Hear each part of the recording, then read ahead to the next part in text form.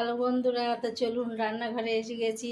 আজকে কাঁচকলা আলু সয়াবিনের তরকারি হবে, অড়লের ডাল হবে, ভাত হবে। এই হচ্ছে আমার রেসিপি।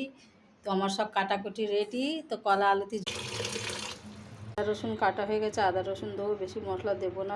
রসুন রসুন দেবো না, খালি পেঁয়াজ আর আদা দেবো। জিরে। আমার এখানে ডাল সিদ্ধ হয়ে গেছে, গাঢ় গাঢ় ডাল হয়ে গেছে। আপনারা দেখতে পাচ্ছেন, এই দেখুন তলায় বসে আছে ডাল গাঢ় গাঢ় অড়লের ডাল।